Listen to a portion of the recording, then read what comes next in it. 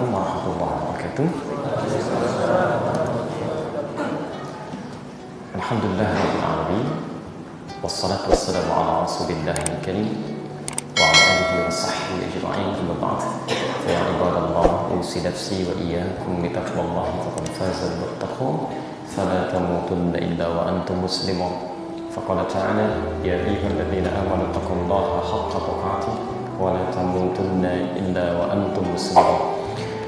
Saudara-saudariku dan pemirsa Akhir TV dimanapun Anda berada, alhamdulillah kita bersyukur pada Allah Subhanahu wa Ta'ala kembali diberikan kesempatan oleh Allah menjalani kehidupan di hari ini. Semoga hidup kita hari ini senantiasa mendapatkan bimbingan petunjuk dari Allah Subhanahu wa Ta'ala, sehingga insya Allah hari-hari kita bisa lebih baik dibandingkan dengan hari-hari sebelumnya. Hadirin sekalian, petunjuk atau dalam bahasa agama disebut dengan hidayah, jamaknya disebut dengan hudan, sesuatu yang akan sangat berarti dan begitu penting bagi kehidupan manusia, khususnya bagi seorang muslim. Dengan hudan atau hidayah itu, manusia dijamin oleh Allah Subhanahu wa Ta'ala akan senantiasa tenang menjalani kehidupannya. Allah berfirman di Quran surah kedua Al-Baqarah ayat 38, Anda temukan di mushaf standar posisi paling kanan sebelah atas. Faman tabi'a hudaya fala khaufun 'alaihim wa la hum yahzanun. Maka jika Anda bisa mengikuti petunjuk-petunjukku, kata Allah, ya, Anda bekerja, ikuti petunjuk Allah.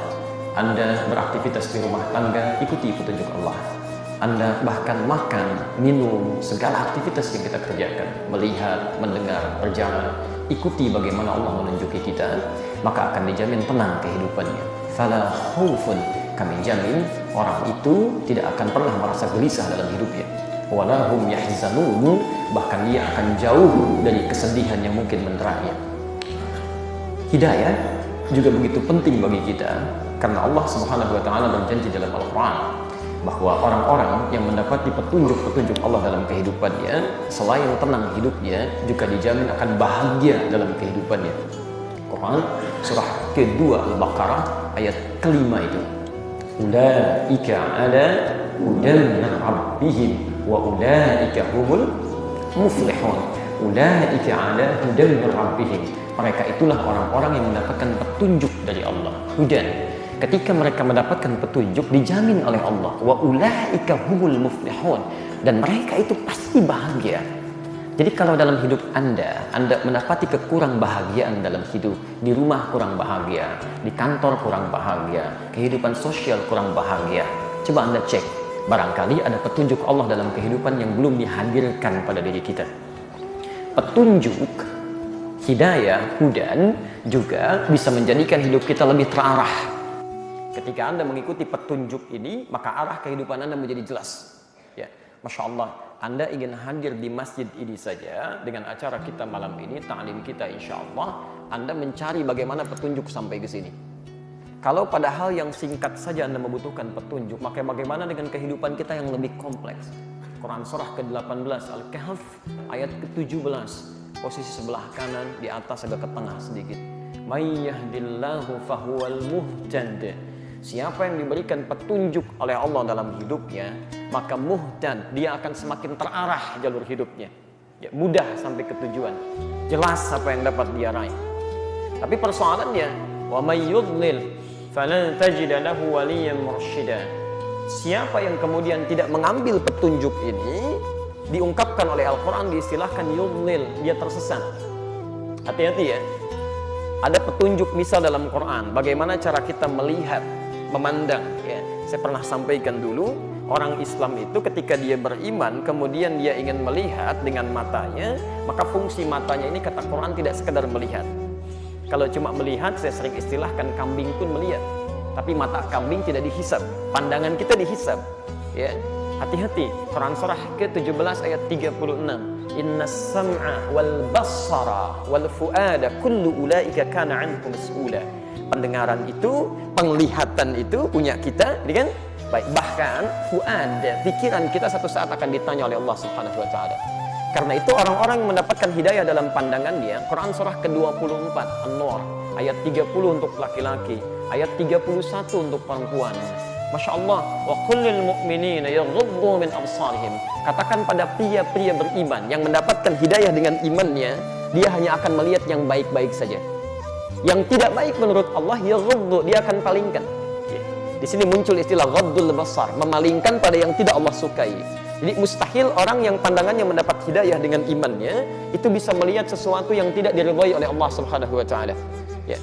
Adapun orang-orang yang tidak mengambil petunjuk Allah, maka yudlil, akan tersesat pandangannya. Segala dilihat, yang haram dilihat, gambar tidak elok dilihat, sinetron tidak baik dilihat, tayangan tidak bermanfaat dilihat. Jika Anda selama hidup ini dari pandangan mata saja tidak bisa menjaga pandangannya, menyaring dari sesuatu yang tidak baik menurut Allah, maka ada yang salah dalam petunjuk penggunaan pandangan kita. Dan itu akan ditanya. Lisan orang yang mendapatkan petunjuk, maka dia akan menjaga, ya, akan menjaga dengan lisannya sehingga yang keluar itu yang baik-baik saja, yang Allah ridhai. Wa qulu lin-nasi husna, katakan pada manusia yang baik-baik saja, fungsi lisan. Sebaliknya, bila ada orang-orang yang menggunakan lisannya pada sesuatu yang tidak baik, ada yang keliru dengan petunjuk penggunaan lisannya. Hati-hati. Dengan kata lain, dia tersesat. Ya, dia tersesat. Ada yang keliru dengan petunjuk penggunaan fungsi organ tubuhnya. Nah, teman-teman sekalian, kesalahan dalam penggunaan fungsi kehidupan kita karena tidak mengambil petunjuk ini bisa menyebabkan orang salah paham atau pahamnya bisa salah. Oke? Salah bicara bisa menyebabkan orang salah paham ataupun pahamnya bisa salah. Yang lebih bermasalah disebutkan dalam Al-Quran, ada bahkan orang yang kata-katanya bisa menghadirkan masalah dalam kehidupan yang membutuhkan solusi-solusi dalam pandangan syariat atau pandangan pengetahuan.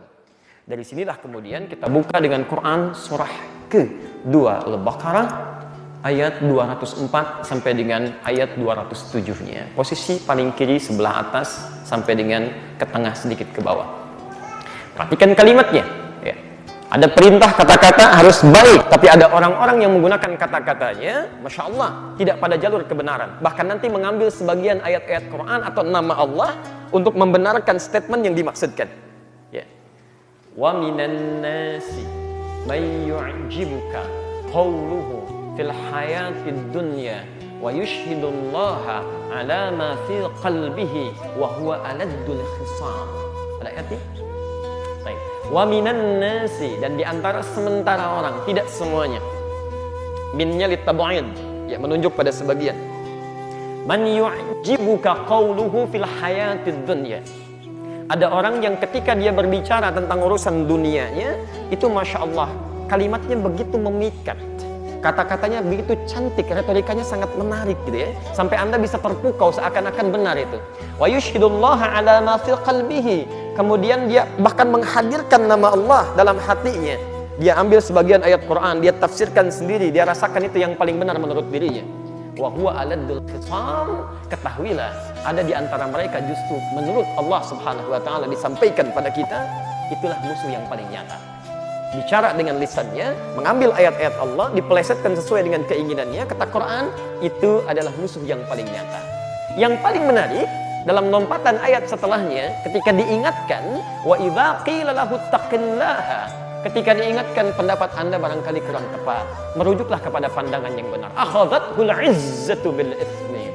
Tiba-tiba Masya Allah terangkat dia, kemudian sambil mengangkat dan awas, akhadhatul izzah, harga dirinya naik mempertahankan pendapatnya. Ya. Izzah di sini ada unsur kesombongan, ada unsur merasa yang paling hebat, seakan-akan nyundul ke langit gitu kan? Dia yang paling tinggi, yang lain rendah. Baik, teman-teman sekalian, bil itsmi, dan ada potensi dosa di situ. Ada potensi dosa. Karena itu, dalam bahasan kali ini, kami seperti biasa, tema kita malam ini adalah seputar tanya jawab tentang keislaman. Tapi sebelum kita bahas itu semua, kami mendapatkan satu gambaran yang dimintakan untuk dibahas, sehingga kita berikan tema antara salah paham dengan paham yang salah. Ya. Ada video yang masuk kepada kami tentang satu kejadian yang tadi terkait dengan ayat yang diuraikan dalam Al-Quran tadi, yang tayang dalam salah satu TV swasta. Kemudian transkripnya pun kami terima saat ini untuk dimohonkan agar diurai dalam kesempatan ini. Baik, karena itu kita coba analisis, apakah pernyataan-pernyataan ini memberikan petunjuk kepada kita, atau jangan-jangan ini menjadi pendidikan yang ditunjukkan oleh Allah Subhanahu wa taala bukti real kebenaran Al-Quran dan kebenaran hadis-hadis Nabi SAW bahwa ada pernyataan-pernyataan di depannya harus diwaspadai. Baik. Teman-teman sekalian, Bapak dan Ibu dan pemirsa Akhir TV dimanapun Anda berada, ada kaidah yang harus kita pegang teguh ya. Ingat betul ini. Pernyataan Al-Quran dan hadis itu tidak mungkin keliru. Kapanpun, dimanapun, dan dalam keadaan apapun. Dulu, sejak masa Nabi SAW, Nabi pernah memberikan satu gambaran kepada kita, informasi tentang kejadian yang akan berlangsung di masa yang akan datang. Dan ini pasti benar. Ini pasti benar. Nah, Anda kalau menerima informasi ini, sudah paham dengan keadaannya, itu tidak perlu kaget dan tidak perlu berlebihan ya. Nah, nanti kita akan lihat apa gambarannya, lalu kita hadirkan pada kondisi kekinian ya. Dan mohon izin, kajian kita akan terfokus pada masalah ilmiah, tidak menyentuh tentang figur tertentu atau tentang bahasan tertentu, tapi kita hanya menghadirkan suasana ilmiah. Sekalipun dipersoalkan, kita akan diskusikan dalam konteks keilmuan. That's it? Baik, kita mulai dengan hadis riwayat Muslim ya. Jika Anda punya kitab aslinya yang versi Syarah An-Nawawi ya, karena konon ada yang protes kalau menggunakan terjemahan ya berbahasa Indonesia itu dipersoalkan. Baik ya. Jadi mushafnya harus menggunakan yang asli, kita pun ambil hadisnya yang asli, tidak menggunakan hadis terjemahan. Kitab asli hadis Sahih Muslim ya. Masih berbahasa Arab, terbitan Darul Hadis, cetakan tahun 2002. Baik, jilid yang pertama, halaman 111. Bab yang keempat, hadis nomor 6 dari Abu Hurairah radhiyallahu taala anhu. Posisi sebelah kiri paling atas. Baik, kalau mau dicari juga harganya 450.000 gitu kan. Darul Hadis di Kairo atau di sini dicari silahkan di PT Wadi di Jalan Pramuka. Baik. Saya bacakan hadisnya. An Abi Hurairah radhiyallahu taala anhu qala. Hadis riwayat sahabat Abu Hurairah. Semoga Allah memberikan ridhanya kepada beliau. Beliau menyampaikan. Perhatikan kalimatnya. Qala Rasulullah sallallahu alaihi wasallam. Satu kali Rasulullah sallallahu alaihi wasallam pernah bersabda. Fokus dalam kalimat ini, kita akan temukan gambarannya. Sayakunu fi akhiriz zamani dajjaluna kadzabun. Akan nampak di akhir masa nanti, di masa yang akan datang nanti, kata Nabi. Jadi ini situasi disampaikan di zaman Nabi, memberikan gambaran di masa nanti Anda akan mendapati situasi seperti ini. Dajjaluna kadzabun, para pendusta. Hati-hati ya, para pendusta. Pendusta ini diistilahkan oleh Nabi SAW dengan kata dajjal. Awas, hati-hati ya. Ya. Tapi ingat, Anda mesti belajar dalam ilmu hadis. Nanti kalimat Nabi itu ketika disampaikan, ada yang bentuknya kalimat langsung disebut dengan haqiqah. Ada yang bentuknya kalimat kiasan disebut dengan majas. Ya. Kalau kalimat langsung biasanya pada hal-hal yang sifatnya penting, ya tidak memerlukan banyak tafsiran karena akan dilakukan dalam bentuk ibadah. Seperti sholat itu kalimatnya kalimat langsung biasanya. Ya, angkat tanganmu ketika bertakbir. Al-Bukhari nomor hadis 715. Angkat tanganmu sejajar dengan bahu hadwa mankibaihi. Ya kan? Atau angkat tanganmu sejajar dengan daun telinga. An-Nasai nomor hadis 1101 seperti ini. Kemudian simpan di dada, letakkan telapak yang kanan di punggung yang kiri. An-Nasai nomor hadis 886. Semuanya langsung. Ya. Sehingga jelas, tidak ada penafsiran lagi. Angkat dan letakkan langsung, tidak memberikan celah kepada kita untuk menafsirkan. Karena itu kalau ada bahasa yang langsung jangan ditafsirkan lagi. Ya. Kami punya koleksi alhamdulillah ada 1235 kitab hadis. Ketika dalam pembahasan salat mengangkat tangan seperti ini, baik yang di sini ataupun yang di sini, itu kalimat nabinya langsung letakkan, tidak ada gerakan lain. Bahkan jangankan dalam kitab hadis sahih, dalam kitab hadis paling palsu pun itu nggak ada gerakan lain. Ya. Misal Anda gak enak tiap hari kiri. Bagaimana kalau kanan dulu dimasukkan? Kanan ke sini, kemudian kiri dimasukkan, ditutup ya. Nah, jadi jangan terlampau kreatif ya. Kalau petunjuknya sudah jelas, maka cukup ikuti itu, jangan mencari-cari yang lain. Jelas di sini? Baik. Tapi ada bahasa-bahasa yang menggunakan majas, kata kiasan, ya, untuk menunjukkan tingkat tinggi dari kebahasaan. Karena beliau orang paling fasih. Di Arab itu, orang yang paling dihormati dalam bahasanya ketika dia bisa mengungkapkan bahasa dengan tingkat yang tinggi. Majas, ya. Baik, ada banyak bahasa majas yang harus Anda pelajari. Ya. Seperti misal dalam hadis pernah mendengar kalimat begini, maaf, makan yang sunnah dengan apa? Tangan. Berapa jari? Masya Allah, 3 jari. Makanlah seperti ini. Itu Anda tidak bisa langsung menyimpulkan bahwa yang sunnah makan menggunakan jari. Belum tentu. Anda harus cek dulu kapan Nabi mengungkapkan kalimat itu. Ada pelajaran dengan bahasanya, analisis bahasa, ilmunya ilmu balaghah, dibagi 3 bagian lagi. Ada ilmu ma'ani, menganalisis diksi katanya, ilmu bayan, menganalisis cara menjelaskannya, ilmu badi', menganalisis cara pengungkapannya. Kemudian ada yang kedua tentang asbabul wurud, kapan Nabi menyampaikannya. Dalam asbabul wurud ketika menerangkan hadis itu, Nabi SAW sedang memberikan contoh memegang kurma begini. Baik, teman-teman sekalian, kata Nabi, makanlah kalian seperti ini, yang dipegangnya kurma. Baik, kira-kira kalau Anda memegang kurma dengan menggunakan 5 jari, itu tandanya apa? Baik, dalam bahasa Jepang tingkat tinggi itu disebut dengan rawaw gitu ya. Baik, rakus ya. Oke, jadi dari sini kemudian para ulama memberikan gambaran, memegang dengan 3 jari ini maksudnya makan yang sunnah itu menyesuaikan cara memegang dengan kadar makanannya. Jadi kalau makanannya butuh 3 jari, cukup gunakan 3 jari. Butuh 2 jari, cukup gunakan 2 jari. Jelas sampai sini? Salam dengan 5 jari, gunakan 5 jari, gitu kan?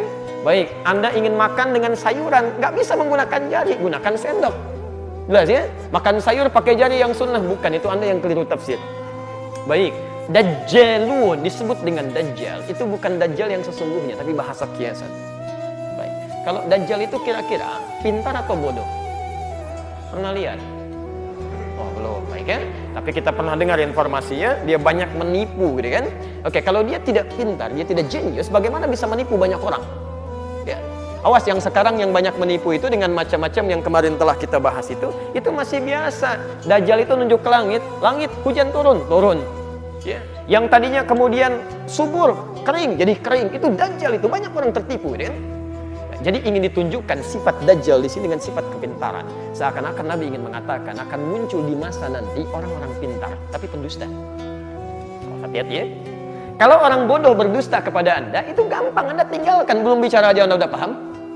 Ya? Tapi kalau orang pintar bicara pada Anda dengan gelar yang melekat kepadanya, S1, S2, S3, S yang banyak sampai dingin, dokter, profesor, macam-macam, bicara pada Anda itu tidak mudah Anda untuk menolaknya. Kadang-kadang memunculkan logika-logika yang tidak mudah mencernanya. Ya, jelas sampai sini? Baik. Tapi dustanya, ini bukan dusta urusan dunia. Ingat, bukan dusta urusan dunia. Jadi bukan persoalan dagang, bisnis, atau hal-hal yang lain. Yuhaddithunakum bima lam tasma'uhu wa la yasma'unahu aba'ukum. Dia akan bicara kepada Anda tentang masalah agama. Jadi ada orang-orang pintar bicara masalah agama, tapi sebetulnya isinya salah gitu. Tapi dia kemas dengan kalimat-kalimat yang membuat Anda yakin itu berbahaya. Ya, hati-hati ya. Ini bukan orang bodoh, ini pintar ini. Ya, kata Nabi ini sangat unik orangnya. Dia pintar, bicara masalah agama, tapi sebetulnya dia tidak menguasainya, bukan otoritasnya. Iyyakum wa iyyahum. Kata Nabi, kamu mesti waspada dengan orang seperti itu. Hati-hati. Hati-hati. Nabi mengatakan di 15 abad sebelum kita sekarang akan tiba masanya nanti. Saya tidak tahu apakah sekarang sudah muncul atau tidak. Tapi indikasi yang muncul sekarang, banyak orang-orang yang berbicara tentang agama sebetulnya bukan otoritasnya. Ya, maaf, Anda profesor, Masya Allah, ingin bicara silahkan, tapi di bidang Anda, profesor sejarah, jangan bicara masalah fikih, karena Anda nggak belajar tentang itu. Ya, dokter di bidang A, bicara masalah hukum, tidak, kalau Anda nggak belajar, nggak usah bicara. Ustadz saja punya otoritasnya, Masya Allah. Ustadz Adi Hidayat akan ceramah menerangkan bagaimana cara membuat pesawat terbang. Siapa yang mau hadir? Nggak ada yang datang karena bukan otoritasnya. Ya, Ustaz Adi Hidayat akan menerangkan bagaimana tentang membuat sebuah jembatan yang kuat. Nggak ada yang mau datang. Ya, karena ada otoritas tertentunya. Di Ustaz khusus bicara membahas tentang ketentuan-ketentuan syariat. Yang lain punya otoritasnya. Ini sekarang semua bicara masalah agama, seakan-akan semuanya punya kapasitas di bidangnya. Ahli ekonomi bicara masalah agama, arsitek bicara masalah agama, politikus bicara masalah agama, tikus aja nggak bicara. Kenapa Anda ikutan? Ini jadi masalah. Iyyakum wa iyyahum. Hati-hati dengan orang-orang seperti ini. Nah, teman-teman sekalian, nampaknya kekinian ada isyarat-isyarat demikian. Kita dapatkan sekarang logika-logika yang mudah dicerna, atau ada yang juga sulit mencernanya, seperti benar tapi salah. Pernyataan yang seperti benar tapi keliru. Dan nampaknya hadis Nabi ini kita temukan di masa kini tentang gejala-gejalanya. Kata Nabi, jangankan kamu, orang dulu pun kalau dengar itu bisa ikutan bingung. Ya, bisa ikutan bingung itu. Ya, saking anehnya memang. Ya. Semua agama itu sama, menuju pada Tuhan yang sama, cuman caranya beda-beda. Jangankan Anda, orang jahiliyah aja kalau dengar itu bisa bingung gitu. Ya. Dulu orang-orang jahiliyah, Pak, itu mengutus beberapa duta kepada Nabi SAW untuk membuat kesepakatan. Maka mereka katakan, ya Muhammad SAW, ya, kita memang berbeda, tapi perbedaan ini tidak harus menjadikan kita saling berperang. Begini saja, kami saat ini ikut nyembah Tuhan kamu, besok-besok kamu ikut nyembah Tuhan kita. Maka turunlah Quran surah Al-Kafirun itu. Qul ya ayyuhal kafirun la a'budu ma ta'budun, sampai ke ujungnya dibedakan, lakum dinukum waliyadin. Mereka menerima agama kita memang beda. Maaf ya, sejahiliyahnya, sebodoh-bodohnya orang jahiliyah, mereka masih paham agamanya beda. Sepintar-pintarnya orang sekarang bisa berpikir jauh dari pikiran orang jahiliyah. Jadi kalau disampaikan ke orang jahiliyah pun mereka akan kaget itu. Ada sesuatu yang salah di sini. Nah, sekarang kami mengirimkan banyak perbincangan sampai dikomentari sana sini. Kita tidak perlu membicarakan orangnya karena bukan orang yang kita bahas. Ada adab dalam Al-Quran. Perhatikan betul ya. Di dalam Quran, orang-orang bermasalah itu umumnya tidak pernah disebutkan namanya. Silahkan cek. Fir'aun. Kenal Fir'aun? Tidak, alhamdulillah ya. Kalau kenal kan jadi rame gitu kan. Di mana Anda kenal dengan Fir'aun kan? Baik. Ya, betul harus tidak kenal karena Quran pun tidak mengenalkan kita. Bagaimana Anda bisa kenal? Fir'aun itu gelar Faro, seorang raja Mesir. Fir'aun orang sangat bermasalah, punya jabatan tinggi, ngaku sebagai Tuhan, menyimpang luar biasa. Saking menyimpangnya dikirimkan 2 nabi, Pak. Quran surah ke-20 ayat ke-43 sampai 44. Idhaba ila fir'auna innahu tagha. Musa Harun pergi ke Fir'aun, dia telah menyimpang. Ini Fir'aun cuma satu makhluk. Masya Allah, jahatnya luar biasa. Satu makhluk, saking sayangnya Allah supaya kembali lagi diutus 2 nabi. Kita sampai sekarang satu nabi nggak pernah kelihatan nabinya. Untuk Fir'aun saja dikirimkan 2 orang nabi itu. Masya Allah ya. Tapi tidak pernah disebutkan siapa dia. Yang disebut oleh Quran innahu tagha, penyimpangannya. Kenapa tidak disebutkan namanya? Untuk mengajarkan kepada kita bahwa kalau ada kesalahan terjadi jangan digunjingkan orangnya. Yang salah perbuatannya, bukan orangnya. Ya, jadi kalau Anda ingin merubah sesuatu, rubah perbuatannya, jangan gunjingkan orangnya. Membuat pergunjingan pada orangnya cuma melahirkan 2. Satu, kalau bukan fitnah, itu ghibah. Itu ghibah, kan? Karena itu biasakan untuk tidak membicarakan orang-orang tertentu, jangan juga membuat ekspresi-ekspresi yang tidak menyenangkan, gitu kan? Tapi cukup bahas apa yang terjadi dalam perbuatannya, itu yang kita kemudian berikan solusi. Jelas di sini? Baik ya. Alhamdulillah Ustaz saya alhamdulillah tidak seperti ibu itu tuh. Ini juga persoalan ya. Baik, ya cukup kita buang aja ya, kita kembalikan ke sini. Baik teman-teman sekalian, kami ambil ini dari langsung sumbernya juga dari media yang sampai kepada kita, media nasional yang cukup juga kredibel.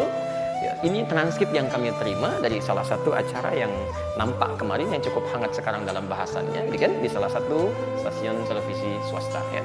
Kita langsung bahas saja pernyataan-pernyataan yang kita analisis. Analisis kita akan membahas satu faktor linguistik, kebahasaannya, ya. Kemudian faktor ilmu mantik dari segi logikanya. Ya. Nanti saya akan tunjukkan. Qadarullah kami dari pagi ini sampai sekarang, jadi saya belum sempat ngambil apa-apa karena terus kemudian langsung ke sini. Dalam edisi yang lain nanti saya akan tunjukkan. Ada buku-buku yang pernah kami pelajari dan itu 1 tahun kami pelajari tentang mata kuliah tentang ini. Ya, namanya Al-Istishraq wa Tansir, gerakan orientalis dan misi. Kita punya bukunya dan dari bahasa-bahasa asing juga ada. Kita bisa tunjukkan pada Anda. Ya, jadi kalau bertemu dengan yang seperti ini gak usah kaget. Di semua dunia cara bicaranya akan sama. Ya, logikanya akan sama. Kita nanti akan bahas ya. Dan yang terakhir kita akan bicara tentang analisis dalil. Ya, analisis dalil. Saya bacakan langsung ya. Baik, teman-teman yang ingin menyimak, Anda bisa kemudian juga bisa nanti lihat, saksikan, dan terlebih ini bisa didapatkan dimanapun karena ada bebas bisa kita lihat ya. Bismillahirrahmanirrahim. Saya bacakan. Berikut pernyataan lengkap orang yang bersangkutan yang mengkritik keputusan MUI, Majelis Ulama Indonesia. Saya bacakan langsung. Bapak Ibu sekalian yang kami hormati, tidak ada masalah di sini ya. Baik. Ya, tidak ada masalah. Umat Islam memang biasa ramai. Sudah ada masalah. Umat Islam memang biasa ramai. Awas, hati-hati ya. Kita ambil sekarang dari sisi linguistiknya. Kalau Anda mengambil kalimat seperti umat misalnya, kami, mereka, itu dalam bahasa linguistik disebut dengan ta'mim, mengeneralisir sesuatu. Ya, menghukumi semuanya seperti itu. Ya. Umat Islam memang biasa ramai, artinya semua umat Islam ini yang mengaku muslim memang biasa ramai. Padahal nggak semua umat Islam itu bisa ramai. Ada yang pendiam, ada yang tenang gitu kan. Barangkali, mohon izin, saya belum tahu ya, yang bersangkutan ini kalau termasuk umat Islam berarti dia juga ramai gitu kan. Baik, sebetulnya orang ini yang ramai, cuma ngajak-ngajak yang lain gitu ya. Nah ini kebiasaan dalam bahasa yang sering keliru. Kalau Anda ingin ramai, ramai aja sendiri, jangan ngajak yang lain. Ya, kan kadang-kadang ada pernyataan begini, kita ini memang tertinggal, bukan kita, Anda yang tertinggal. Kalau Anda tertinggal, jangan ngajak-ngajak kita. Kita ini memang sampai sekarang masih bodoh, Anda yang bodoh. Kalau pengen bodoh, jangan ngajak-ngajak kita. Jelas ya? Ini dalam bahasa semantik penting Anda lihat ya, dalam linguistik seperti ini. Jadi kalau ada kalimat mengatakan umat Islam memang biasa rame, aduh jangan ngajak umat Islam. Kalau Anda yang rame, Anda aja, jangan ngajak yang lain. Jelas ya? Baik, ini bagian yang pertama yang penting untuk Anda analisis. Ramainya umat Islam selalu diramaikan oleh dua hal. Nah, ini pun sudah membatasi sesuatu yang belum jelas. Ingat betul ini ya, dalam dunia ilmiah, ya, ilmiah, baik itu bagi seorang pelajar, peneliti, misal akademisi, ini kalimat seperti ini bermasalah. Ya. Biasanya, saya bacakan ya, supaya tidak keliru, ramainya umat Islam itu selalu diramaikan dua hal. Selalu dua hal. Selalu itu kan selalu always, tidak pernah never. Ya kan? Selalu itu always, tidak pernah never. Jadi selalu seperti itu. Dua. Dari mana Anda dapat data ini? Pernahkah Anda berkeliling semuka bumi menemukan umat Islam yang kesimpulannya masalahnya cuma dua? Dari mana datanya? Ya. Mau hati-hati gitu kan?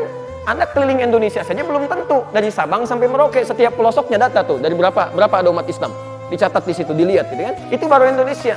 Belum nyampe ke Afrika, belum nyampe ke Amerika, belum nyampe ke Eropa. Tiba-tiba orang ini luar biasa bisa mengatakan ramainya umat Islam masalahnya cuma dua. Dari mana? Ya. Ini kan kesimpulan yang terlalu cepat gitu kan. Awas, hati-hati ya, hati-hati. Lihat kalimat-kalimatnya, sebagian dari kalimat ini ada beberapa hal yang amat penting untuk kita ketahui ya. Baik, saya teruskan. Apa yang dua hal itu? Baik. Beliau kemudian menyampaikan, kalau tidak salah paham, pahamnya salah. Pas ya? Kalau tidak salah paham, pahamnya salah. Selalu itu saja. Jadi beliau menganalisis persoalan-persoalan di umat Islam yang bikin rame itu cuma dua. Kalau tidak salah paham, pahamnya salah. Mas, kalau Anda memang sedang salah paham atau pahamnya salah, jangan ngajak-ngajak umat Islam. Mungkin Anda aja yang salah paham atau paham Anda salah. Karena itu kita akan lihat pernyataannya. Barangkali yang bersangkutan mengucapkan kalimat salah paham dengan kalimatnya atau pahamnya salah, cuman ngajak-ngajak kita ke situ. Karena itu kita akan lihat bagaimana kalimat yang dimaksudkan yang menjadikan ada yang salah pahamnya atau pahamnya salah. Jelas sampai sini? Baik. Nanti kalau sudah jelas salah pahamnya, kita nggak usah ikut-ikutan. Jelas ya? Baik. Atau salah pahamnya atau pahamnya salah, jangan juga harus ikut ya. Jelas ya?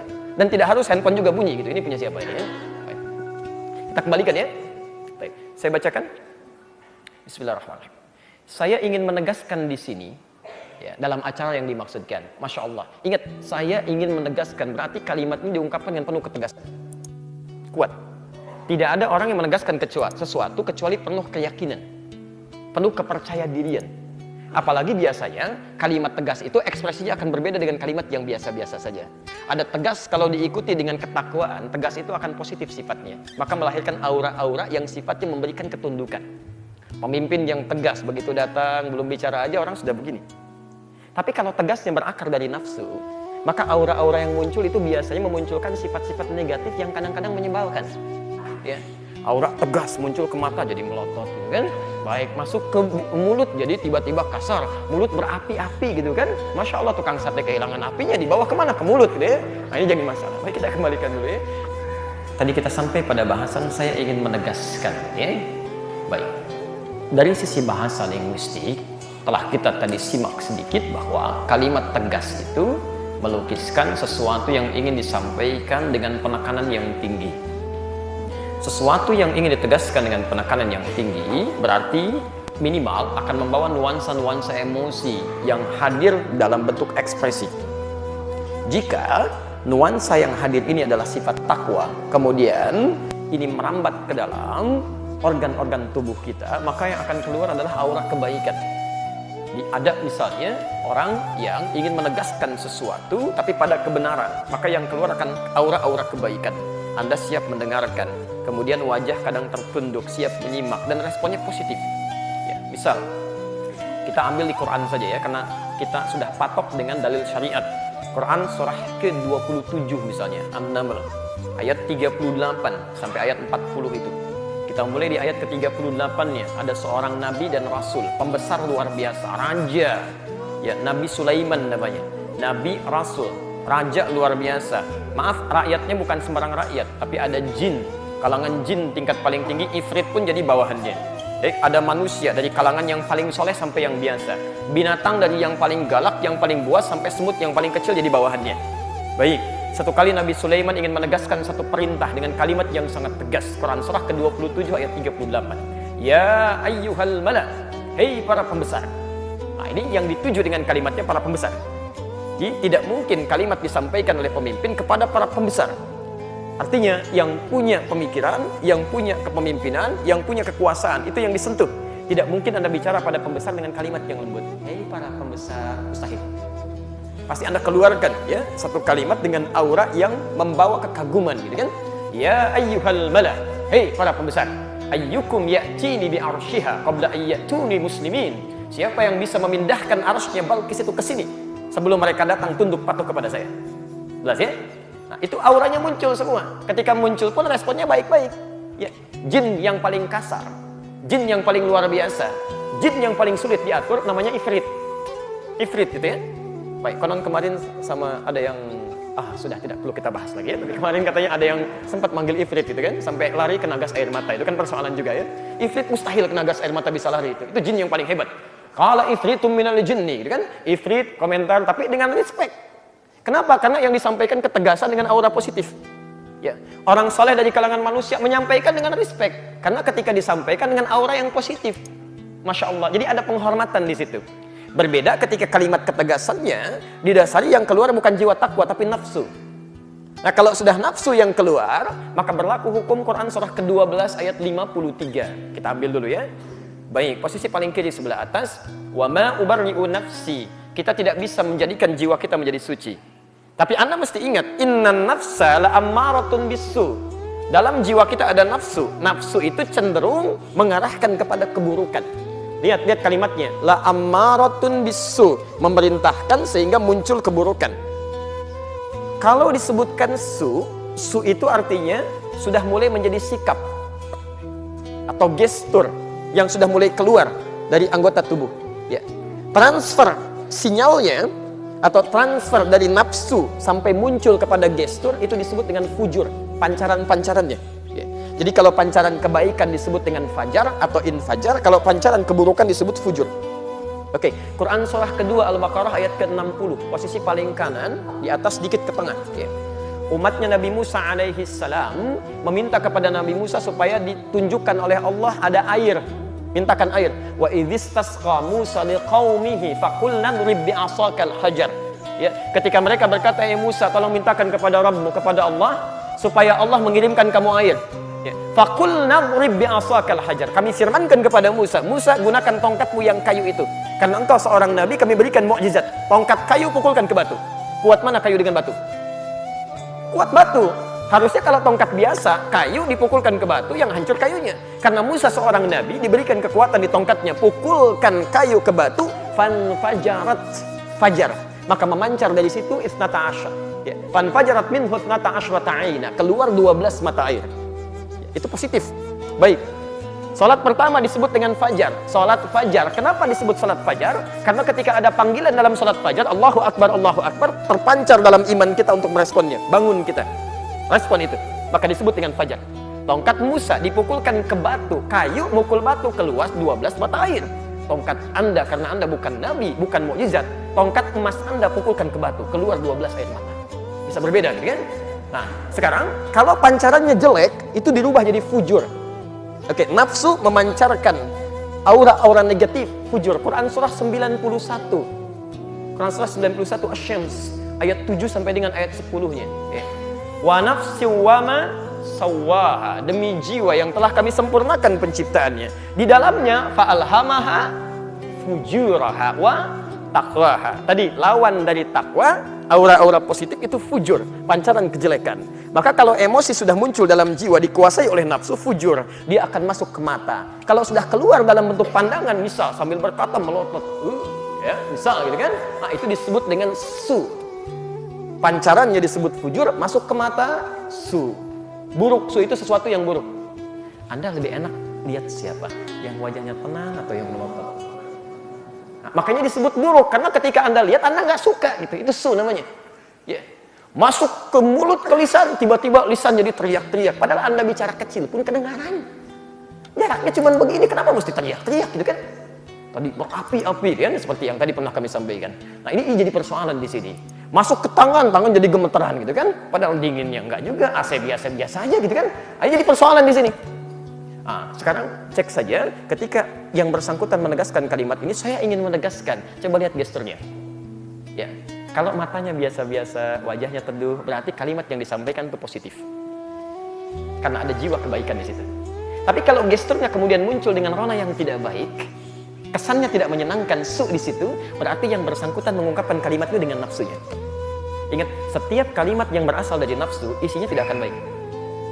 Isinya tidak akan baik. Sebaik apapun Anda mengemasnya, tetap tidak akan baik. Ya, Anda misalnya memiliki terasi, Anda kemas dengan baik, dengan luar biasa, dia bentuk luarnya, tetap aja isinya terasi, baunya kecium tidak enak. Ya, karena itu, maaf, feeling kami, ketika kita akan baca kalimat-kalimat selanjutnya, pasti akan bermasalah. Tapi kalau benar disampaikan dengan penuh takwa, kalimat selanjutnya pasti akan baik. Ya, karena itu kita akan lihat dan di sini kita akan simpulkan. Jangan dibayangkan ya, karena kita sedang menganalisis teks, bukan membayangkan orang.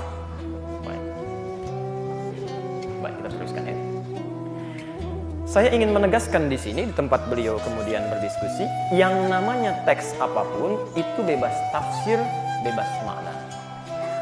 Ini masalah paling serius. Yang namanya teks apapun itu, ya, baik yang dianggap suci ataupun tidak. Pancasila itu teks, undang-undang itu teks, pasal-pasal di pengadilan itu teks. Itu bebas tafsir dan bebas makna. Ini pernyataan paling bermasalah ini. Ini paling bahaya. Ya.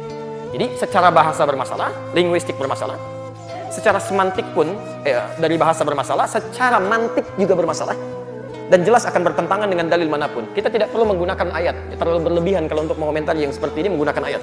Ya, saya ambil contoh logika yang paling sederhana. Logika kita balas dengan logika lagi. Ya, nih semua kita bacakan kembali. Namanya teks apapun itu bebas tafsir, bebas makna. Kalau semua ini hukumnya diberlakukan, maka akan kacau kehidupan. Sekarang lagi musim persidangan kan? Wah, ada sidang kopi, ada sidang macam-macam, sidang ini itu gitu kan. Baik, taruhlah kemudian ada keputusan, hakim mengatakan berdasarkan pasal sekian, saudara terdakwa dihukum sekian. Terdakwanya mengatakan, Pak Hakim, itu kan tafsiran Pak Hakim. Pembuat teksnya tidak begitu, itu tafsiran Pak Hakim saja. Kapan selesainya sidangnya? Karena setiap orang punya tafsir, nggak ada yang punya otoritas gitu kan. Ini bermasalah. Dilarang mengaktifkan handphone, ditulis di situ. Pak, kenapa handphonenya bunyi? Kan sudah ada tulisan. Itu kan tafsiran Bapak. Tafsiran saya tidak begitu. Ya semuanya akan begitu, nanti banyak persoalan di situ, gitu kan? Ini yang paling berbahaya yang seperti ini. Ya, jelas sampai sini ya. Jadi karena semuanya tafsirnya bebas makna, akhirnya melakukan sesuatu yang liar, tidak terkendali. Sesuatu yang liar, yang bebas, tidak terkendali, tidak ingin ada batas, itu dalam dunia pemikiran sekarang dikenal dengan liberal. Jadi kalau kalimat ini dimunculkan, ini kalau kita lihat dalam kalangan pemikiran, ini tidak pernah keluar kecuali dari kalangan liberal. Ya, asalnya ingin membawa nuansa Quran itu bebas, tidak boleh siapapun menafsirkan. Hadis juga terbuka, siapapun boleh berkomentar. Oh, kalau seperti itu berbahaya kehidupan. Ya, jelas di sini ya? Jangan dipraktekkan ya. Batas suci, pakai sepatu ke situ. Ini kan batas suci, itu kan tafsiran Bapak saja. Ya, jelas ya? Baik. Bismillahirrahmanirrahim. Teruskan ya. Yang namanya Al-Quran, ini kalau pembukanya sudah salah, kesananya akan lebih salah lagi. Ini masalah gitu kan? Baik, teruskan jangan. Jadi kalau pembukaannya sudah salah, kesananya keliru, kesananya lebih fatal lagi gitu kan? Kita teruskan ya. Mohon izin karena kami ini dari sejak S1, S2, mau ke S3 juga, semuanya saya di bahasa spesialisasinya.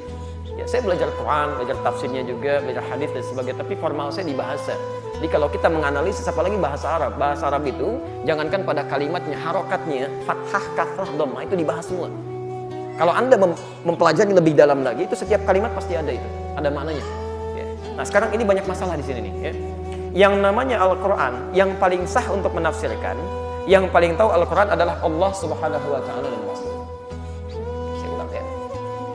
yang namanya Al-Quran, yang paling sah untuk menafsirkan, yang paling tahu Al-Quran adalah Allah Subhanahu wa Ta'ala dan Rasul. Sudah bermasalah kalimat ini. Allah itu tidak menafsirkan, Allah itu memfirmankan. Ya, kalau Allah menafsirkan, ngapain mengutus Rasul? Ya, dan Masya Allah gitu kan, nggak ada kerjaan di situ mengurangi sifat keagungan Allah. Ya, Allah itu menciptakan, menghadirkan. Ya Masya Allah, dan sudah jelas, ya, sudah jelas konsep ini. Saya teruskan dulu ya, supaya tidak keliru. Sampai sini sedikit persoalan yang jadi utama, tapi kalau diteruskan, ini masalah persoalan seriusnya. Al-Quran yang paling sah untuk menafsirkan dan yang paling tahu Al-Quran adalah Allah Subhanahu wa Ta'ala dan Rasul, bukan Majelis Ulama Indonesia. Ya. Bukan adik, saya singkat saja karena kita tidak berbicara tentang orang. Bukan DS, saya, ataupun HH. Saya akan coret ujung yang lainnya, saya akan batasi kepada bukan Majelis Ulama Indonesia. Baik, yuk kita ambil contoh ya. Al-Quran yang paling sah untuk menafsirkan dan yang paling tahu Al-Quran adalah Allah Subhanahu wa Ta'ala dan Rasul. Teruskan, bukan Majelis Ulama Indonesia. Sampai sini kalimat kita. Kita lihat rincian secara linguistiknya, secara mantiknya, kemudian kita jawab menggunakan dalil. Bapak Ibu sekalian, kalau kita batasi kalimatnya, ingat, kalau Anda nanti ada statement seperti ini, Anda bisa jawab, tidak ada yang lebih tahu tentang Quran kecuali Allah. Misal, pernah dengar kalimat itu? Seakan-akan ingin menafikan Anda tidak berhak menafsirkan. Yang lain tidak berhak, saya pun tidak. Cuman Allah saja yang maha tahu. Ya, pernah dengar kalimat itu? Awas, hati-hati. Kalimat ini kalimat yang paling berbahaya. Ya, kalau Allah saja yang paling tahu maknanya, maka ibadah kita selama ini akan kacau segalanya. Nggak benar kita. Ya. Anda pun sama. Dari mana Anda bisa sholat seperti sekarang? Anda muslim bukan? Muslim Pak, lihat KTP saya muslim. Sholat tidak? Sholat Pak. Dari mana Anda bisa sholat? Yang paling tahu makna sholat ketika diturunkan, kan? Awas, kalimat sholat pertama Al-Baqarah ayat ketiga, alladzina yu'minuna bil ghaib wa yuqimunas shalah. Setelah beriman pada Allah yang gaib, yang tak nampak, ingat kalimatnya, gaib, tidak nampak, tidak kelihatan oleh kita sekarang, kan? Hati-hati ya. Tidak kelihatan oleh kita sekarang. Jangankan kita, Rasul pun, Nabi pun tidak bisa melihat Allah. Nabi Yusuf, Nabi paling ganteng semuka bumi, disebutkan di Quran. Perdana Menteri, luar biasa tampannya. Saking tampannya, Masya Allah. Quran surah ke-12 ayat 31. Posisi paling kanan sebelah atas, paling pojok itu. Ya, ketika lewat, Masya Allah. Falamma ra'aynahu akbarnahu wa qulna hasya lillahi ma hadza bashara in hadza illa malakun karim. Ketika mereka melihat Yusuf, sampai tercengang perempuan-perempuan itu. Ya, Masya Allah, sampai memotong sebagian, mengiris sebagian tangannya. Wa qata'na aydiyahunna. Ya, tercengang sampai berkata, ini sih bukan manusia, ini malaikat yang menjelma dalam diri manusia. Nabi, Rasul, manusia paling ganteng, Perdana Menteri, tetap tidak bisa melihat Allah. Anda bukan Nabi, bukan Rasul, tidak seganteng Yusuf. Anda lewat aja ibu-ibu belum tentu kepleset gitu kan. Masya Allah, Anda nggak bisa melihat Allah, bagaimana tahu makna dari Allah? Nggak bisa gitu kan. Nggak bisa Anda katakan semua yang tahu Allah, lantas kalau sekarang saya mau ibadah bagaimana? Bertemu Allah aja nggak bisa. Ya, di sini kerancuannya. Jadi kalau kalimat dipotong sampai sini, yang tahu maknanya cuma Allah. Lantas ketika kita akan menafsirkan ibadah, seperti apa caranya? Karena kita nggak pernah berjumpa dengan Allah. Musa nggak bisa, gitu kan? Alaihissalam. Nabi Yusuf nggak bisa, apalagi kita. Nah, sekarang kembalikan. Karena itulah kemudian, ketika Allah Subhanahu Wa Taala ingin memberikan perintah, karena kita tidak bisa menjangkaunya, ya, maka kemudian diutuslah seorang Rasul untuk menjelaskan pada kalangan umatnya yang sejenis dengan kita. Jadi Rasul kalangan manusia diutus manusia. Rasul kita ketika diutus, Masya Allah, istimewa, luar biasa. Ya, Nabi Muhammad SAW diutus untuk menjelaskan ayat-ayat Allah. Dan didoakan oleh Nabi Ibrahim, Nabi Ismail sebelumnya. Quran surah kedua Al-Baqarah ayat 129, posisi paling kiri sebelah atas. Rabbana wab'ath fihim rasulan minhum yatlu alaihim ayatika. Dalil pertama. Ya. Nabi Ibrahim, Nabi Ismail alaihi wassalam bermohon kepada Allah setelah selesai meninggikan bangunan Ka'bah.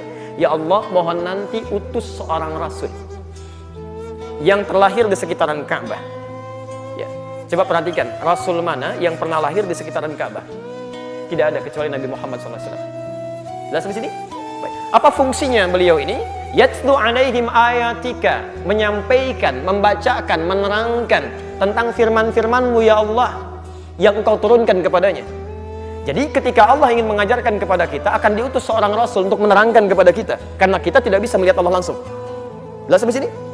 Baik, karena itu wa yu'allimuhumul kitab. Ya, setiap wahyu, setiap Rasul pasti menerima wahyu.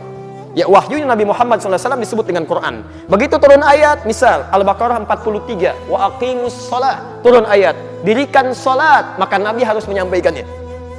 Tapi tidak cukup sampai situ. Wa yu'allimuhumul kitab, kemudian mengajarkan kepada kita. Begini caranya. Jelas sampai sini? Nah, jadi pernyataan kedua, kalau Anda ingin mendapatkan pemahaman yang benar dari Allah, mesti melewati Rasul, Nabi. Di sini kemudian ada semboyan datang kepada kita, ikutlah kepada wahyu Al-Quran, ikutlah kepada sunnah petunjuk Nabi. Jelas sampai sini? Baik, nah sekarang persoalannya, Anda pernah nggak ketemu Nabi? Awas, kita sampai harus temukan sampai kalimat Majelis Ulama Indonesia, harus sampai situ ketemunya. Ya. Baik, Anda pernah nggak ketemu Nabi? Di mimpi barangkali? Masya Allah, mimpi aja belum pernah ketemu, bagaimana bisa menerima petunjuk Nabi? Ya, belum tentu bisa ketemu. Imam Asy-Syafi'i, Masya Allah, Muhammad bin Idris Asy-Syafi'i, orang soleh luar biasa, lahir 150 Hijrah, hafal Quran, menghafal Al-Muwatta dalam semalamnya, ahli hadis, ahli tahajud, ahli siyam, ahli puasa, belum ketemu Nabi dalam hidupnya. Secara fisikalnya, karena saat dilahirkan Nabi sudah wafat. Anda bukan imam, kadang-kadang di masjid jadi makmum, belum hafal Quran, bukan ahli tahajud, belum hafal hadis, bahasa Arab belepotan. Masya Allah, dibandingkan Imam Syafi'i lebih paham beliau dibandingkan dengan Anda kepada Nabi. Tapi tetap beliau tidak bisa bertemu. Akhirnya apa yang terjadi? Nabi memberikan isyarat. Kalau Anda ingin belajar dari saya, Anda mesti melewati jalur-jalur sehingga bertemu dengan ajaran Nabi.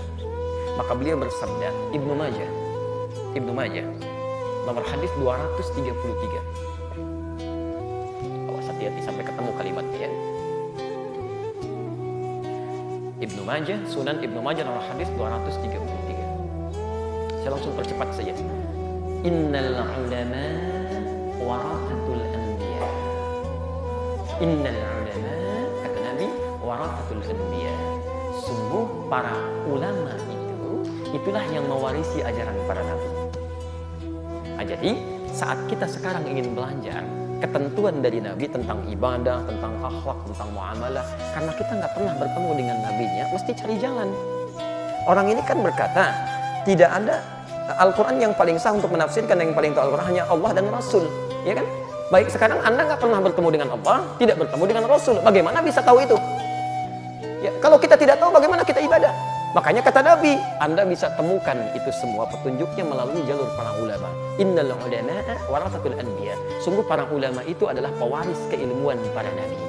Karena itulah kemudian Imam Muslim membuat satu pembahasan dalam kitab sahihnya. Ya, referensi masih di kitab yang tadi, ya, terbitan Darul Hadis cetakan tahun 2002, jilid yang pertama halaman 119, bab yang kelima, posisi paling kiri sebelah atas. Saya bacakan babnya. Babul isnad minad din. Bab yang menerangkan bahwa runtutan sanad itu jalur transmisi periwayatan satu ilmu pengetahuan, itu yang menentukan dalam agama kita. Jadi Imam Muslim ingin mengatakan, kalau Anda ingin belajar tentang agama, mesti ada sanad ilmunya sampai kepada Nabi. Misal kita belajar sekarang hadis dari siapa? Kan nggak bisa ketemu Nabi. Buka Al-Bukhari. Al-Bukhari menerima dari siapa? Si fulan. Si fulan dari si fulan. Si fulan dari si fulan. Itu disebut dengan sanad.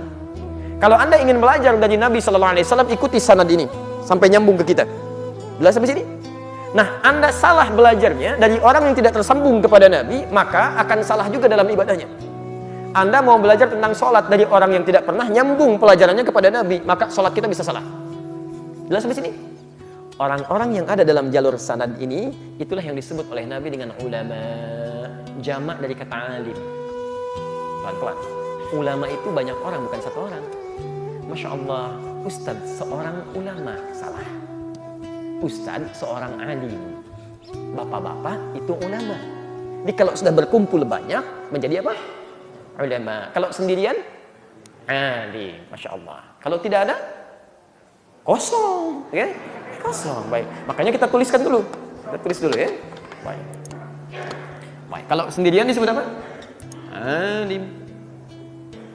Jamaknya apa? Ulama. Baik. Ulama. Terdapat di hadis riwayat Ibnu Majah. Ya, perhatikan, kita mesti ilmiah ya, jangan persoalkan statement dengan hal yang tidak tepat. 233, ya, Nabi SAW menyampaikan ulama ini pewaris keilmuan dari para nabi, warathatul anbiya. Baik. Jamaknya ulama dari kata alim. Siapa yang disebut ulama? Awas, mesti ada kriteria. Tidak semua orang belajar agama jadi ulama, belum tentu. Awas, hati-hati ya. Ulama nanti ada beberapa turunan. Ya. Dalam hal belajarnya, dia serius sampai memahami hukum agamanya. Quran surah 9 ayat 122. Posisi paling kiri sebelah bawah, gitu kan? Syarat pertamanya, dia serius belajarnya. Quran surah 9 sampai 122. Ya.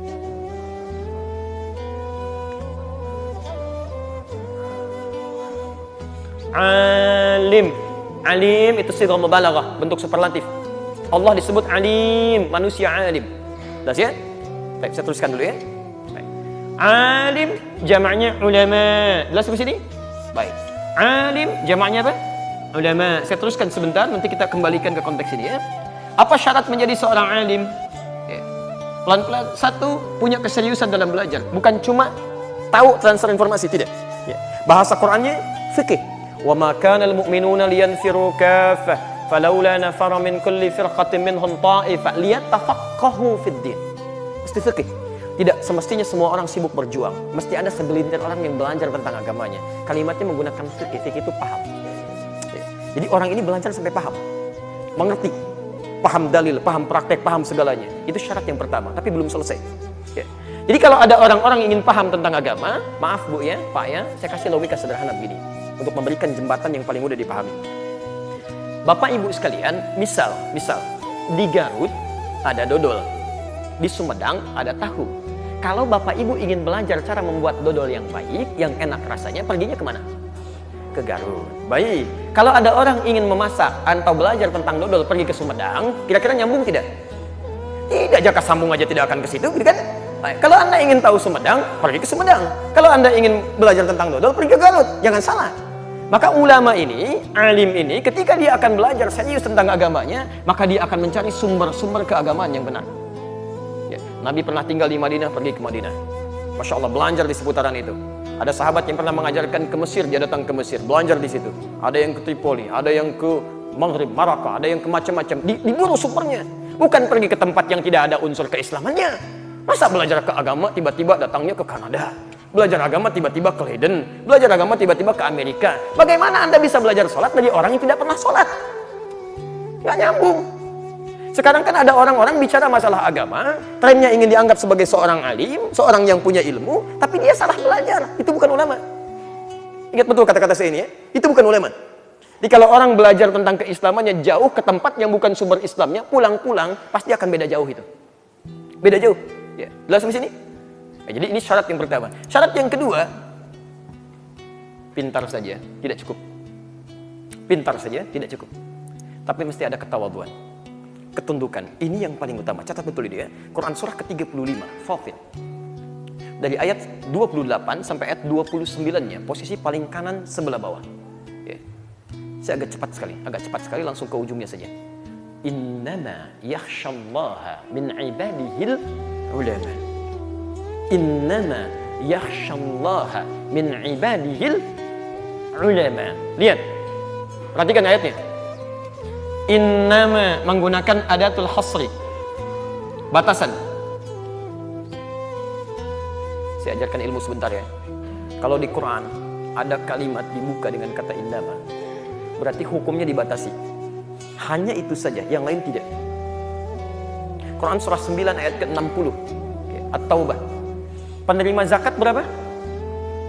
Ada 8, ya kan? Berdasarkan dalil Quran surah 9 At-Taubah ayat ke-60. Baik, boleh nggak lebih daripada 8? Tahu dari mana? Karena ayatnya tidak mengatakan tidak boleh. Di sini ketika disimpulkan tidak boleh lebih daripada 8, mesti 8 golongan, karena ayat itu diawali dengan kata innama. Innamas shadaqatu lil fuqara wal masakin wal 'amilina 'alaiha wal mu'allafati qulubuhum wa fir riqab wal gharimin wa fi sabilillah wa ibnis sabil. Karena dimulai dengan kata innama, maka diartikan zakat itu hanya boleh disalurkan. Nah, sekarang perhatikan. Kalau cuma belajar paham saja, yang paham tentang agama banyak, Pak, Bu. Yang hafal Quran dengan ayatnya, dengan nomornya, hafal hadis dengan petunjuknya, itu tidak sedikit, banyak. Tapi itu semua belum tentu menjadi ulama kalau tidak memenuhi syarat yang kedua. Yakhshallaha min ibadihil ulama. Yakhshallaha, yang takut kepada Allah. Ya. takut kepada Allah. Pelan. Jelas ya? Jadi kalau ada orang-orang yang dia pintar, paham agamanya, mengerti dalilnya, hafal, Quran hafal dan sebagainya, tapi bicara yang dia sampaikan, hukum yang dia keluarkan tidak mengandung unsur takut kepada Allah. Fatwanya bisa merubah, tiba-tiba keluar dari ketentuan ayat Quran, tiba-tiba mengolok orang-orang yang ingin belajar jadi benar misalnya, itu bukan ulama. Itu bukan alim. Karena ulama itu akan hati-hati. Lisan ketika dia bicara dia akan hati-hati. Ya, kira-kira Allah ridha tidak dengan kalimatnya? Allah ridha tidak dengan fatwa yang dia sampaikan? Allah ridha tidak dengan apa yang akan dia kemukakan? Jika Allah tidak senang dengan apa yang dia akan ungkapkan, dia akan tahan, dia akan bicara. Jadi kalau Anda menemukan orang-orang yang pintar tapi tidak takut dengan Allah dalam kalimatnya dan segalanya, itu belum masuk pada kategori ulama. Jelas ya? Nah, Bapak Ibu sekalian, pelan-pelan dengan dua sifat ini, ketika seseorang belajar dengan baik, ada rasa takut kepada Allah, maka Allah pun berikan ilmunya. Makanya para ulama itu sebetulnya yang paling penting, ilmu yang didapatkan bukan karena ikhtiarnya, tapi karena pemberian dari Allah Subhanahu wa Ta'ala. Maka dari itu, pelan-pelan, sifat Allah yang memberikan ilmu kepada orang ini, sifat nama yang melekat padanya disebut dengan alim. Innallaha sami'un alim. Begini. Ya. Dalam bahasa Arab disebut sighah mubalaghah, bentuk superlatif yang maha segalanya. Jadi kalau Anda belajar dengan benar, disertai ridha Allah Subhanahu wa Ta'ala, nanti Allah yang akan mudahkan, bukan Anda yang capek belajar. Makanya semua redaksi ilmu di Quran itu semuanya menggunakan kata diberikan, bukan Anda mencari. Quran surah ke-17 ayat ke-85. Yas'alunaka 'anir ruh qul ruh min amri rabbi wa ma utitum minal ilmi. Tidaklah Anda diberi ilmu oleh Allah, diberi. Ya. Lihat sampai sini. Baik. Masya Allah, ada seorang hamba soleh mengajarkan Nabi Musa, mengajarkan Nabi Rasul belajar pada hamba ini. Siapa namanya? Quran surah ke-18 ayat ke-65, posisi paling kanan di pertengahan. Ya, fawajada 'abdan min ibadina atainahu rahmatan min indina wa 'allamnahu min ladunna ilma. Kami yang ajarkan, bukan dia yang capek ikhtiar. Ya. Dia ikhtiar tapi kami percepat, kami berikan.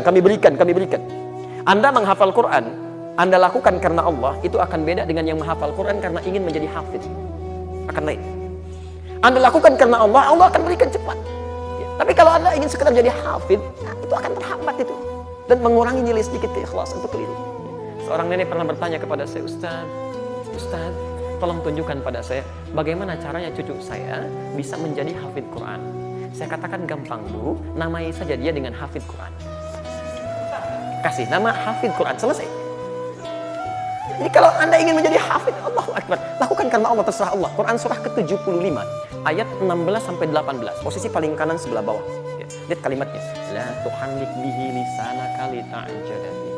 Hei, jangan engkau gerakkan lisanmu cepat-cepat supaya engkau bisa menghafalkannya. Ya.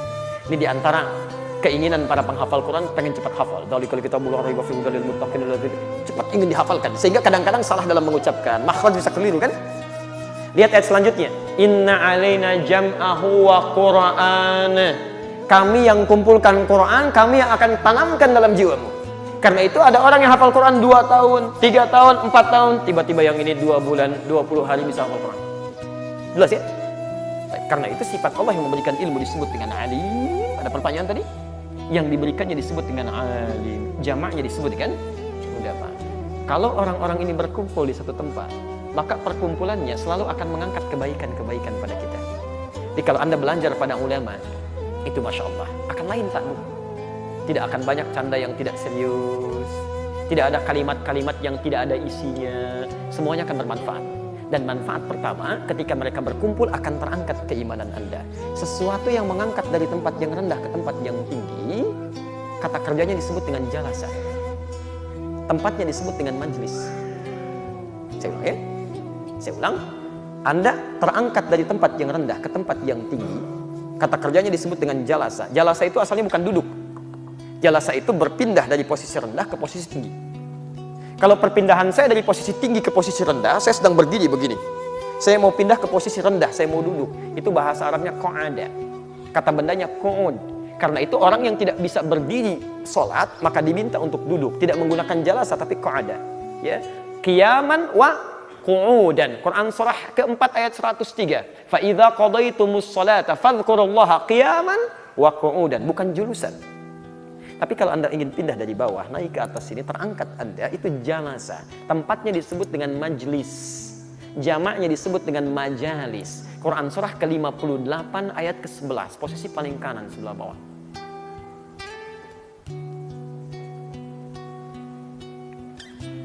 Ingat ya, kalau Anda menemukan para ulama ada di majlisnya, bisa mengangkat keimanan Anda kepada Allah, share. Ya ayyuhalladzina amanu, idza qila lakum tafassahu fil majalis. Hei orang-orang yang masih merasa punya iman, jika dikatakan kepada Anda luaskan majlis, share, luaskan tempatnya, luaskan, ayo padatkan, hadir. Ingat, kalimat majlis di sini dibentuk jamak disandingkan dengan iman. Jadi kalau Anda taklim kepada orang yang baik, orang ulama, hal yang akan beliau berikan akan selalu mengangkat iman Anda. Terangkat iman Anda.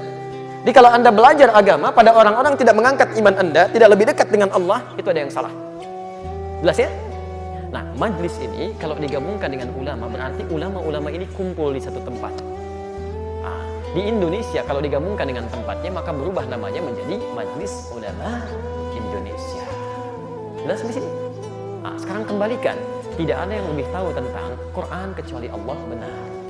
Bagaimana cara mendekati Allah? Lewat Rasul. Bagaimana cara mendekati Rasul? Lewat siapa? Ulama. Berkumpullah ulama di mana?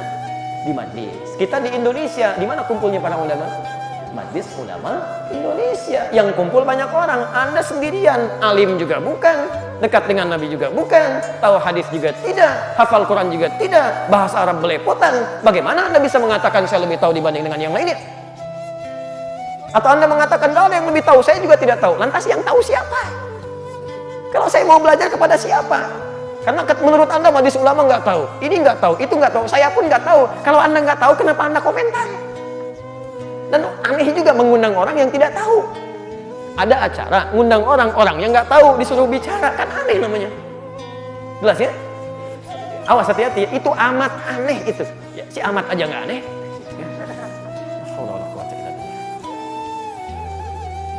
Teruskan tidak? Baik ya, kita ada 10 menit lagi ke jam 8 ya. Ini semakin dibahas, bisa semakin banyak kesalahannya gitu kan. Baik, sebetulnya rumus nanti di ujung deh saya tutup ya. Kalau sudah menemukan banyak orang salah, sebetulnya sederhana gitu ya. Yuk kita ambil nih. Baik, paragraf ketiga. Langsung pakai dalil. Al-haqqu min rabbik. Masya Allah, al-haqqu min rabbik. Nggak diteruskan lagi. Salah gitu kan. Al-Quran aja nggak hafal, bagaimana bisa mengatakan Anda bisa menafsirkan? Al-haqqu min rabbika fala takunanna minal mumtarin. Kan? Baik, itu ada di Al-Baqarah ayat 100 misalnya 47, posisi paling kanan sebelah atas, kan?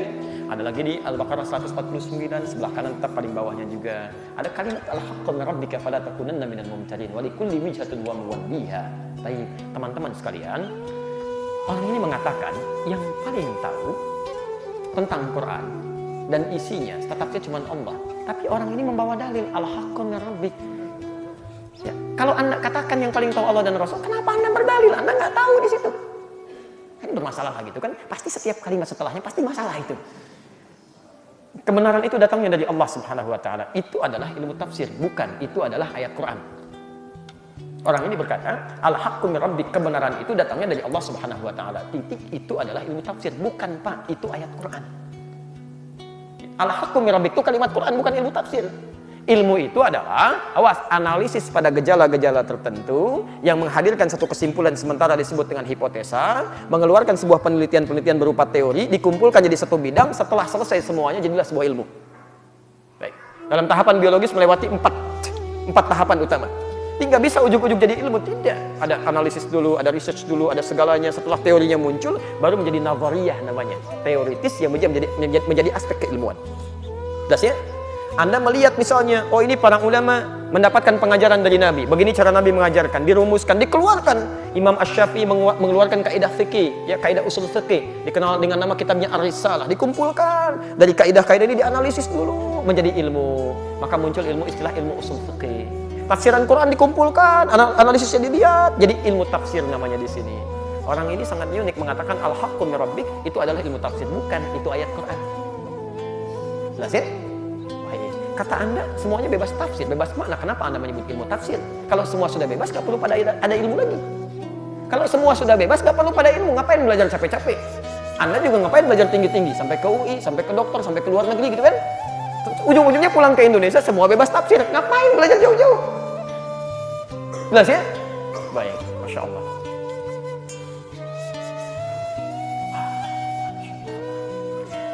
Yang paling tahu tentang teks adalah orang yang membuat teks itu sendiri. Ini juga bermasalah. Baik. Jadi kita susah memahaminya. I love you. Apa artinya Mas? Saya mencintaimu.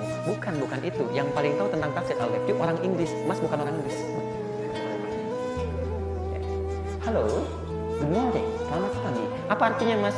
Selamat pagi. Bukan, itu tafsiran Mas. Yang paling tahu tentang good morning itu orang Inggris.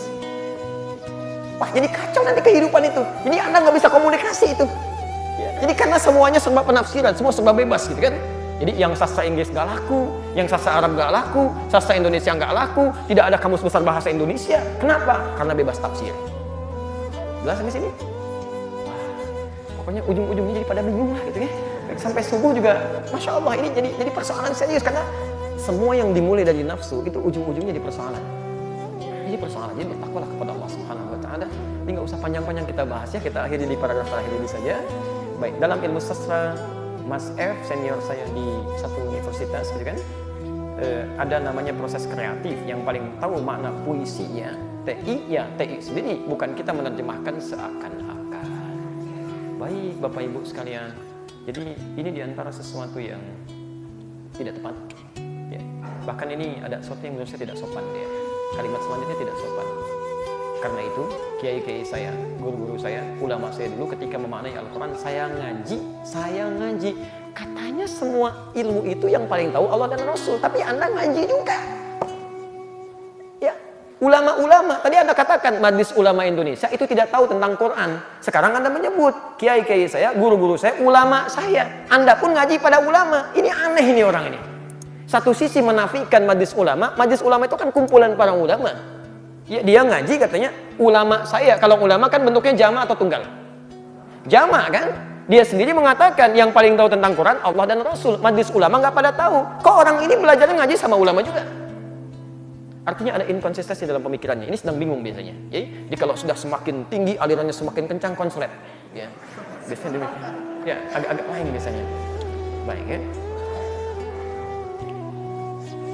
Ya, ini bahaya. Ya, jadi gelap. Kalau konsep kan gelap. Ya, gelap zulumat. Yukhrijuhum minadz zulumati ilan nur. Itu harus segera mendekat kepada Allah karena hanya Allah yang bisa mengeluarkan dari kegelapan menuju ke terang. Quran surah kedua ayat 257. Posisi paling kanan sebelah atas. Allahu waliyyul ladzina amanu yukhrijuhum minadz zulumati ilan nur. Ini semakin gelap nih. Kita harus menunggu pada Allah Subhanahu wa taala. Tidak pernah mengklaim dirinya paling benar. Ya wajar. Semua ulama nggak ada yang begitu. Kalau begitu namanya sombong. Sudah kita bahas kan, tawadhu dekat dengan Allah selalu ditutup dengan kalimat wallahu a'lam bimuradi, bahwa Allah lah sesungguhnya yang paling tahu tentang maknanya, bukan orang lain. Jelas itu nggak usah dipertanyakan. Tapi mereka menerangkan ini maksudnya ini maksudnya itu, tapi yang paling tahu hanya Allah Subhanahu wa taala. Ini petunjuk yang kita amalkan. Itu kalimat ketawaduan, bukan ingin membuat kita bebas menafsirkan lagi. Bapak Ibu sekalian, zakat itu hanya boleh disalurkan kepada 8 golongan. Allah berfirman di Quran surah 9 ayat ke-60. Begini kisahnya. Ini disebutkan. Wallahu a'lam bimuradi. Maksud wallahu a'lam bimuradi yang paling tahu Allah maksudnya, bukan artinya Anda disuruh menafsirkan lagi, bukan. Semua ini atas ketetapan Allah. Allah yang paling tahu. Silahkan laksanakan ini. Karena itu nggak usah ada tafsiran lagi. Jelas ya? Nah, yang terakhir, karena itu kalau menjadi ulama, ini semakin meningkat lagi nih. Ya. Jadi kalau diekspresikan dengan kalimat takwa akan tawadhu, tapi ini nggak ada sifat takwanya nih. Ini kemungkinan nafsu nih. Karena itu, kalau menjadi ulama, saya tidak perlu menyerupai ya. Jadi saya nggak bisa ya, nggak bisa saya. Karena itu kalau menjadi ulama, menjadi kiai, mengutip Al-Quran, jangan hanya mengutip dengan surat Al-Quran yang terjemahan. Allahu Akbar, ulama itu jauh-jauh belajar, membahas bahasa Arab, belajar sampai menghafal Quran. Kalau sudah tahu paham isinya, paham maknanya, ngapain lagi pakai terjemahan? Mungkin Anda yang belum baca tafsir, Anda baca terjemahan. Kalau Anda paham terjemahan, jangan bawa-bawa yang lain. Masya Allah gitu kan. Terjemahan yang ada di mushaf kita itu yang kumpul banyak ulama, 8 tahun risetnya itu. 8 tahun, baru muncul kalimat itu berdoa dulu, mohon dulu kepada Allah dan sebagainya. Masya Allah, itu ulama pada kumpul. Kalimat-kalimat yang Anda tafsirkan itu bukan cuma dalam bahasa Indonesia. Coba ngaji lagi kitab tafsir. Berapa kitab yang Anda punya? Berapa yang sudah Anda selesaikan? Ada nggak tafsiran seperti yang Anda sebutkan itu? Silahkan cek, nggak ada. Nggak ada. Ya, jadi kita barangkali Bapak Ibu sekalian, kesananya pasti akan semakin kacau. Jadi saya nggak perlu sebutkan lagi kalimat-kalimat setelahnya. Karena biasanya turunannya begini. Kalau nafsu naik, itu kalimatnya biasanya ya kacau, ngelantur, ya, kemudian kasar, kesananya sudah tidak bisa masuk logika. Ya. Bahkan nanti jangankan manusia, maaf ya, jin, setan bisa dibawa-bawa. Kalau sudah nggak nyambung, ya. Makanya setelahnya muncul kalimat setan gitu kan. Ya, karena muncul. Ya. Tidak layak lah untuk dibacakan. Jadi menurut saya tidak layak. Saya pun lisannya tidak bisa mengungkapkan kalimat itu, terlalu dalam. Ya, terlalu dalam. Jadi silahkan Anda lihat sendiri. Intinya apa? Intinya banyak hal yang keliru di sini. Ya, kenapa bisa keliru? Banyak faktornya. Tapi sekarang yang paling penting bagaimana kita bersikap. Sikap pertama, Bapak dan Ibu sekalian, teman-teman sekalian, pertama sebetulnya kita harus bersyukur kepada Allah Subhanahu wa taala. Karena dengan hadirnya seperti acara tadi, kan? Itu sendiri ditampakkan kepada kita mana orang yang benar, mana orang bermasalah. Sekarang sudah jelas, kelihatan. Bukan cuma wajahnya, di lisannya sudah keluar. Jadi kalau Anda nanti lihat perkumpulan itu, ada orang-orang kemudian berbicara keluar dari nilai-nilai Quran, nilai-nilai hadis dengan alasan tertentu, sudah selesai. Berarti orang ini bermasalah. Itu informasi gratis yang Allah berikan kepada kita. Jadi kita paham, ini yang benar, ini yang keliru. Nah sekarang kalau sudah tahu orang ini bermasalah, misal, apa yang harus dilakukan? Ternyata ini yang paling indah di Quran. Tidak ada anjuran kepada kita untuk mencela. Tidak ada anjuran kepada kita untuk menyakiti, membuli, tidak ada. Yang berlaku hanya hukum Quran surah 4 ayat 140. Dan di sini berakhir kajian kita. Surah An-Nisa yang keempat ayat 140. Posisi paling kiri sebelah bawah di sudut.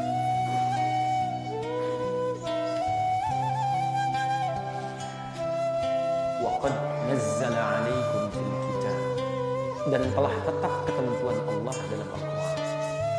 Kalau disebutkan Alkitab berarti bukan hanya di Quran berlaku, di kitab-kitab sebelumnya sudah berlaku. Jadi di Injil berlaku, di Taurat berlaku. Jelas ya? Hati-hati. Artinya dari dulu pun orang-orang yang menyeleweng itu sudah ada. Dan ketentuan Allah tidak berubah. Teman-teman sekalian, kalau ada kalimat di Quran telah tetap, artinya nggak bisa dirubah dengan apapun. Jelas ya? Anda tidak bisa kreasi lagi di sini. Ya. Allah tetapkan misalnya sholat subuh 2 rakaat, tetap ketentuan, nggak bisa berubah. Ya. Anda datang berdoa dengan nangis, apapun tidak akan berubah. Ya Allah, hamba dulu mengakui sering berbuat dosa dalam kehidupan hamba, bertobat ya Allah. Mengampuni hamba ya Allah. Hamba ingin berubah. Mohon bantu untuk meningkatkan amal soleh. Izinkan besok gak apa-apa ya Allah, sholat subuh hamba besok 3 rakaat. Gak bisa. Tetap 2 rakaat. Jadi sesoleh apapun Anda ingin beribadah, gak bisa merubah ketentuan. Nah sekarang ada ketentuan di Quran yang gak boleh Anda rubah. Jangan keluar dari frame ini. Apa ketentuannya? An idza sami'tum ayatillahi yukfaru biha. Kalau Anda mendengar ayat-ayat Allah diingkari, dipelesetkan, ya jauh gitu kan dari makna sesungguhnya. Atau minimal wa yustahza'u biha, mengolok-olok. Ya, diolok-olok ini, olok-olok itu dan sebagainya. Apapun jenis contohnya yang tidak bisa kita lukiskan malam ini. Maka hukum Qur'annya fala taqudu ma'ahum, indah sekali. Allah tidak mengatakan cela dia. Bully dia, tidak ada. Yang ada indah sekali. Jangan sertai dia, jauhi. Isolasi. Tinggalkan. Ya. Taqudu dari kata qa'ada, dekat, duduk. Duduk itu sertai. Kalau dia ada acara, tinggalkan. Kalau dia punya bacaan, jauhkan. Kalau dia punya afiliasi dengan hal tertentu, jangan dipakai. Kalau dia pengacara, jangan digunakan jasanya. Kalau dia dosen, jangan digunakan jasa pengajarannya. Kalau dia politikus, jangan dipilih partainya. Tinggalkan. Kalau dia menyampaikan pendapat, jauhi. Ya.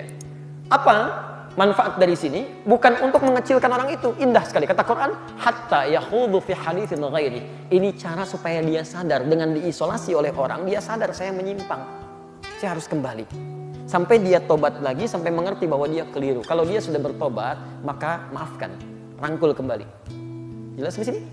Nah, jadi teman-teman sekalian, ini informasi gratis.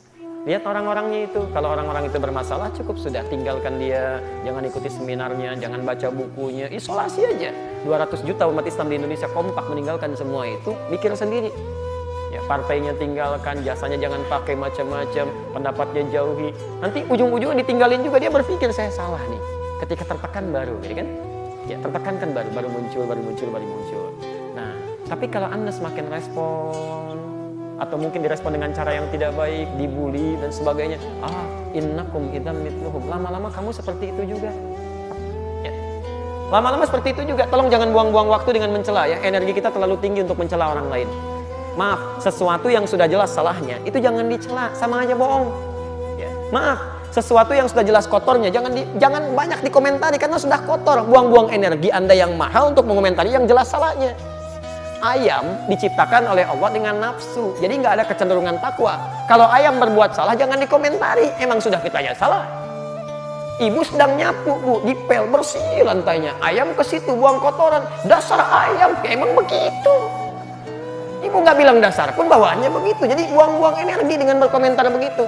Ada orang terganggu sarafnya, kata orang gila gitu kan, lempar mangga orang, kemudian Anda iseng mengatakan, hei gila kamu ya, emang gila, mau diapain lagi gitu kan. Karena itu pada orang-orang seperti ini yang sudah jelas salahnya jangan banyak dikomentari, sayang habis-habis pulsa, habis-habis energi dan sebagainya. Jadi uraian sekarang juga cukup sampai di sini aja. Sayang waktu kita terbuang ya. Malam Jumat ada waktu untuk tahajud, ada waktu untuk baca Quran dan sebagainya. Jadi ini hanya kerangka untuk menyampaikan satu pemikiran sehingga jadi pegangan bagi kita semua. Baik, jelas uraiannya? Dipahami betul? Ingat, jangan meninggalkan ruangan ini kecuali kita paham semuanya ya. Jelas insyaallah? Baik, kalau sudah jelas seperti biasa, karena kita kajian Al-Quran, kajian Sunnah, kita mengambil hukum Al-Quran.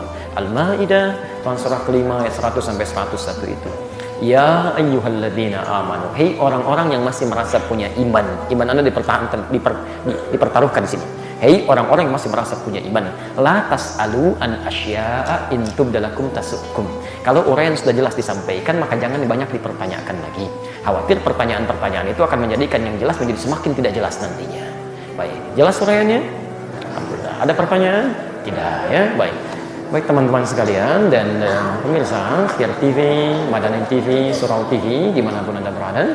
Alhamdulillah kajian kita pada malam ini sedikit membahas tentang hal-hal penting dalam agama kita yang menjadi dasar pemikiran untuk menentukan yang benar atau yang salah dalam kehidupan. Berpegang teguhlah pada petunjuk Allah Subhanahu wa taala. Tingkatkan amal soleh, jauhi maksiat. Jika Anda tidak mampu berlomba dengan orang soleh, memperbanyak kebaikan, maka segeralah berlomba dengan para pendosa untuk bertobat kepada Allah Subhanahu wa taala. Semoga Allah memberikan kebaikan-kebaikan pada kita semua. Assalamualaikum warahmatullahi wabarakatuh.